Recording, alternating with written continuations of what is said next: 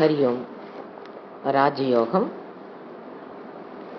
பிரத்யாகார சாதனத்தில் முன்னேற்றம் அடைந்தான பிறகு அதற்கடுத்தபடியாக தாரணை என்னும் சாதனத்தை பற்றி இன்று பார்ப்போம். ஏதேனும் ஒரு குறியினிடத்து மனதை உறுதியாக நிலைநாட்டி வைப்பதற்கு தாரணை என்று பெயர். ஏதேனும் ஒரு குறியின் கண் மனதை நிலைத்து வைப்பதன் பொருள் யாது? உடலில் அவயவங்கள் பல இருக்கின்றன. அவைகளுள் ஏதேனும் ஓர் அவயவத்தை ஆழ்ந்து உணர்தலும் ஏனைய அவயவங்களை எல்லாம் உணர்வினின்று ஒதுக்கி வைத்தலும் ஆகும். சான்று ஒன்று எடுத்துக்கொள்வோம். கையை பற்றிய உணர்வில் மனது ஊன்றி நிற்க வேண்டும். உடலில் வேறு அவயவங்கள் எல்லாம் மனதின் உணர்வுக்கு வாராது ஒதுக்கி வைக்கப்பட வேண்டும். சித்தம் அல்லது உள்ளமானது ஏதேனும் ஒரு இடத்திலேயே வைக்கப்பட்டிருக்கின்ற பொழுது அது தாரணை. தாரணை பயிற்சியை வெவ்வேறு விதங்களில் செய்யலாம். அதை செய்வதற்கிடையில் சாதகனுடைய கல்பனா சக்தியும் ஓரளவு இடம்பெற்றுத்தான் விரும்புகிற முறையில் தாரண பயிற்சியை கொண்டு செலுத்தலாம். இதற்கு சான்று ஒன்று எடுத்துக்கொள்வோம். சரீரத்திற்குள்ளே இருக்கும் ஹிருதயத்தில் ஒரு சிறு பகுதியை மட்டும் மனது சிந்தனை செய்ய வேண்டும். இப்படி செய்வது மிக கடினமானது. ஆனால் அச்சிறிய பகுதியில் தாமரைப்பூ ஒன்று இருப்பதாக பாவிக்கலாம். அப்படி பாவிப்பது ஓரளவு சுலபமாகிறது. பிறகு அந்த தாமரைப்பூ ஜோதிமயமாக ஒளிர்ந்து கொண்டிருப்பதாக எண்ண வேண்டும். மனதை அப்பூவின் மீது நாட்டி வைத்தல் வேண்டும். அல்லது உச்சந்தலையிலே சகசநாமம் என்னும் தாமரையிலே ஜோதி ஒளிர்ந்து கொண்டிருப்பதாக எண்ணுதல் வேண்டும். சுஷுப்னா நாடியில் வெவ்வேறு இடங்களில் வெவ்வேறு சக்கரங்களில் அல்லது ஆதாரங்கள் இருக்கின்றன. அவைகளுள் ஏதேனும் ஒன்றை ஆழ்ந்து சிந்திக்க வேண்டும். அச்சிந்தனையில் திறத்தால் ஏனைய இடங்களையெல்லாம் மனதிலின்று விலக்கி வர வேண்டும். அதில் வெற்றி பெறுங்கால் அது தாரணை என்று சொல்லப்படுகிறது. யோகி ஒருவன் ஒழுங்காகவும் இடையராதும் குறிப்பிட்ட வேளையில் சாதனங்களை செய்து கொண்டிருக்க வேண்டும். அவன் தனியனாக அல்லது ஏனைய யோக சாதனையுடன் வாழ்ந்திருப்பது அவசியம். வேறுபடுகின்ற மனப்பாங்கு உடையவர்களோடு உறவாடுவதால் மனது சிதறடைந்து போகிறது.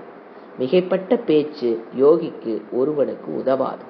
பேச்சே மனதை பெரிதும் கலைத்து தள்ளுகிறது. ஆயாசம் வரும்படி மிகைப்பட்ட உழைப்பு யோகிக்கு உதவாது. மிகைப்பட்ட உழைப்பும் மனதை கலைத்து கெடுக்கிறது. நாளெல்லாம் மாடு போன்று உழைத்து கலைத்து போகிறவனுக்கு மனதை ஒருமுகப்படுத்துவது சாத்தியமாகாது. மிகைப்பட்ட உழைப்பும் உழைப்பின்மையும் ஆகிய இருவித வரம்பு கடந்த நிலைகளும் யோக சாதனத்துக்கு பிரதிகூலங்கள் ஆகின்றன. இந்த நியமங்கணங்களை எல்லாம் ஒழுங்காக அனுஷ்டிப்பவனே யோகியாகிறான். யோக சாதனமோ ஆற்றலை மிக உண்டு பண்ண வல்லது. இதை சிறிதளவாவது அனுஷ்டிக்கிறவன் அளப்பரிய பெருநன்மை அடைய பெறுவான். முறையான யோக சாதனத்தை அனுஷ்டிக்கிறவனுக்கு தீங்கு ஒன்றும் விளைய மாட்டாது. இதை அனுஷ்டிக்கின்ற ஒவ்வொருவனுக்கும் நலத்தையே அடைய பெறுவான். சாதனத்தை முறையாக செய்து வரும் பொழுது நாடி நரம்புகளின் பதைபதைப்பு நின்று போகும். அமைதி தானாக வந்து அமைகிறது.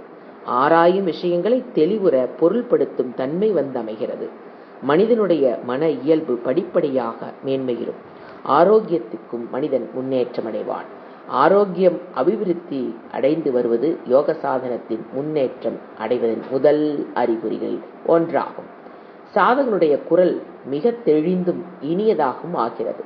பின்பு குரலிலேயுள்ள குறைபாடுகள் எல்லாம் முற்றும் அகன்று போகின்றன.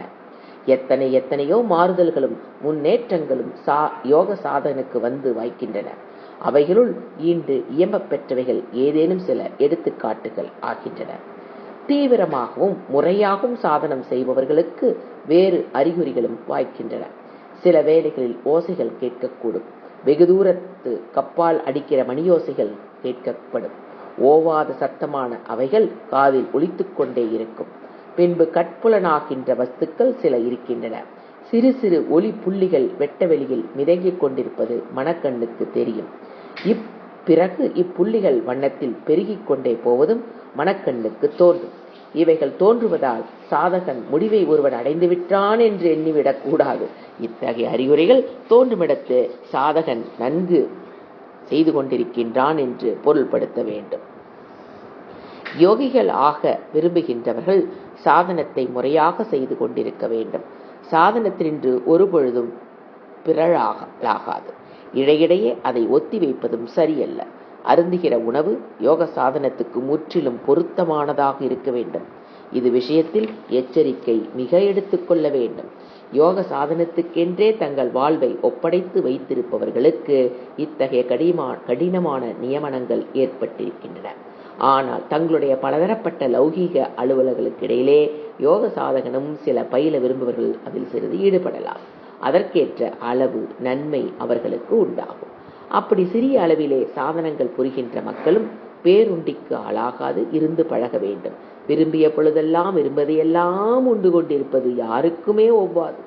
யோக சாதனத்தில் விரைவில் முன்னேற்றம் அடைய வேண்டுமென்று விரும்புகின்றவர்கள், யோக சாதனத்துக்கென்றே தங்கள் வாழ்க்கை ஒப்படைத்திருப்பவர்களும் ஆகார நியமத்தை மிக கண்டிப்பாக கடைபிடிக்க வேண்டும். பாலெண்ணம், பயிர் வகைகள், பழங்கள் முதலியன யோக சாதனத்துக்கு முற்றிலும் பொருத்தமான உணவு.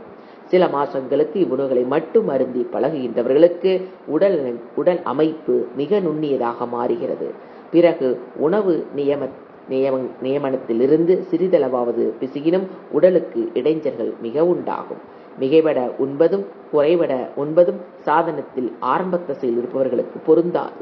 உடலையும் உள்ளத்தையும் முற்றிலும் வென்ற பிறகு உணவு விஷயத்தில் தீவிரமான கட்டுப்பாடு இருக்க வேண்டிய அவசியமில்லை. மனது ஒருமுகப்பட்டு வரும்பொழுது உடலின் நாடி நரம்புகளும் நுண்ணியவைகளாக மாறுகின்றன. குண்டூசி ஒன்று தரையில் விழும் சப்தம் இடி முழக்கம் போன்று சாதகனுடைய காதில் விழும். அவயவங்கள் மிக நுண்ணியவை ஆகுங்கால் அவைகளை கொண்டு பெறுகிற காட்சிகளும் நுண்ணியவைகளாகவே இருக்கும். சாதனத்தில் மேல் நோக்கி போகின்றவர்களுக்கு இவ்விதமான அனுபவங்கள் எல்லாம் உண்டாகும். தொடர்ந்து சாதனங்களை செய்கின்றவர்கள் வெற்றி பெறுவார்கள். மாறுபடும் கருத்துக்களை பற்றி வீண் வாதங்கள் செய்யலாகாது. மேலும் மனதில் எதெல்லாம் சலனத்தை உண்டு பண்ணுகின்றதோ அதையெல்லாம் ஒதுக்கி வைத்து விட வேண்டும். வீண் விவாதத்திலும் விதண்டாவாதத்திலும் பயனேதும் உண்டோ? மனதின் நடுநிலையை களைத்து சஞ்சலத்தை உண்டு பண்ணுவதை தவிர அதில் வேறு பயன் ஒன்றும் இல்லை. நுண்ணிய நிலையில் உள்ள ஆத்மீக விஷயங்களை எல்லாம் சுப அனுபவத்தில் அறிய வேண்டும். வெறும் வாய்ப்பேச்சில் அதையெல்லாம் பெற முடியுமா? எனவே வீண் பேச்சை விலக்கி விடுக. அகப்படுகின்ற புத்தகங்களை எல்லாம் ஆத்ம சாதகன் வாசிக்கவும் கூடாது. சுவானுபூதி அடைந்துள்ள சான்றோர்கள் இயற்றிய நூல்களையே வாசிக்க வேண்டும். முத்துச்சிப்பி போன்று இரு. முத்துச்சிப்பியை பற்றி அரிய உபமான கதையொன்றும் உண்டு. சுவாதி நட்சத்திரம் உச்சத்தில் இருந்த பொழுது முத்துச்சிப்பியில் விளைகின்ற மலைத்துளி ஒன்று முத்தாகிறது என்றும் கொள்கை ஒன்று உண்டு. முத்துச்சிப்பியானது இதை இயல்பாக அறிகிறது. ஆக சுவாதி நட்சத்திர வேளையில் அது கடலில் மேல் பரப்புக்கு வந்து மலைத்துளிகளை பெற காத்து கொண்டிருக்கிறது. ஒரு துளி மழை நீர் தன்னுள் விழுந்ததும் அது தன் மேல் ஓட்டை மூடிக்கொள்கிறது. பிறகு கடலினுடைய அடிமட்டத்திற்கு அது மூழ்கி போகிறது. ஆங்கு அது அமைதியுற்றிருந்து ஒரு துளி மழை நீரை முத்தாக மாற்றியமைக்கிறது. யோக சாதகன் ஒருவன் அப்படி இருக்க வேண்டும். சாதன விஷயத்தை அவன் முதலில் கேட்கிறான். பிறகு எண்ணி பார்த்து அதை மனதில் ஓர்மைப்படுத்துகிறான். அதன் பிறகு மனதை சிதறடிக்க செய்கிற இடைஞ்சல்களை எல்லாம் ஒதுக்கி வைத்துவிட்டு தன் சொந்த மனது என்னும் கடலுக்குள் அவன் மூழ்குகிறான். மெய்ப்பொருளை தன் உள்ளத்திலே சுவானுபூதியில் கண்டறியும் பரியந்தம் அந்த ஒரே நாட்டத்தில் அவன் கண்ணும் கருத்துமாக இருக்கிறான். பல பேர் சாதனத்தில் வெற்றியடையாதற்கு காரணம் ஒன்று உண்டு. புதிதாக பெறும் ஏதேனும் சாதன முறை ஒன்றை பழக்கத்தில் கொண்டு வர அவன் முயற்சி செய்கிறான். பிறகு வேறொரு சாதன முறையை பற்றி கேள்விப்பட்டவுடன் முந்திய சாதனத்தை நிறுத்திவிட்டு புதியதை பழக ஆரம்பிக்கிறான். இப்படி சாதனத்தை மாறி மாறி செய்வதில் எந்த ஒரு பயனும் இல்லை. ஏதேனும் ஒரு சாதனத்தை மட்டும் எடுத்துக்கொள்ள வேண்டும். அந்த ஒன்றையே காலமெல்லாம் கடைபிடிக்க வேண்டும். அதன் பயனை காணும் பரியந்தம் சாதனத்தை நிறுத்திவிடலாகாது. ஏதேனும் ஒரு முறையை தீவிரமாக எவன் கடைபிடித்து வருகிறானோ அவனை அருள் ஒளியை பெற வல்லவனும் ஆகிறான். ஆடு ஒன்றின் செடியின் நுனியை இங்கு கொஞ்சம் அங்கு கொஞ்சம் கடிப்பது போன்று இந்த சாதனை வகைகளை கொஞ்சம் அந்த சாதன வகைகளை கொஞ்சம் இது கொஞ்சம் அது கொஞ்சம் என்று பழகுவன் அந்த நலனை எதையும் பெற மாட்டான். புதிதாக சாதனங்களை எடுத்துக்கொள்கிற பொழுது சிறிது நேரத்துக்கு உற்சாகம் உண்டாகலாம். அதற்கு மேல் பலனொன்றும் வராது. பலதரப்பட்ட சாதனங்களை ஒன்றன் பின் ஒன்றாக தற்காலிகமாக செய்கிறவன் பிரபஞ்ச வாழ்வுக்கு அடிமைப்பட்டு போகிறான். இந்திரியங்களை கடந்து அப்பால் செல்வதற்கு அவனால் இயலாது. யோகியாக விரும்புகிறவன் ஏதோ சிற்சில வேலைகளில் சிற்சில சாதனங்களை செய்வதும் பிறகு அவைகளை விட்டுவிடுவதும் ஆகிய ஸ்திரமற்ற செயல்களில் ஒருபொழுதும் ஈடுபடக்கூடாது. வாழ்வின் குறியாக ஒரே நோக்கத்தை மனதில் எடுத்துக்கொள்ள வேண்டும். அந்த நோக்கத்தின் பொருட்டே உயிர் வாழ்வு அனைத்தும் ஒப்படைக்கப்பட வேண்டும். எண்ணுகிற எண்ணமெல்லாம் அந்த அளவு நோக்கத்தை பற்றியதாக இருப்பது அவசியம். கனவு கண்டு கொண்டிருப்பதும் அதை பற்றியதாக இருக்க வேண்டும். அந்த ஒரு கருத்தே வாழ்வுக்கு நடுநாயகமாதல் வேண்டும்.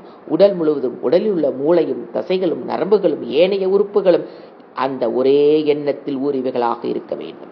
ஏனைய எண்ணங்களும் கருத்துக்களையும் அறவே மறந்துவிட வேண்டும். வெற்றி அடைவதற்கு அதுவே உற்ற உபாயம். பாரமார்த்திக்க பெருவாழ்வில் மகோன்னத நிலையை அடைவதுள்ள பெருமக்களை உண்டு பண்ணுவதற்கு இதுவே உற்ற உபாயம்.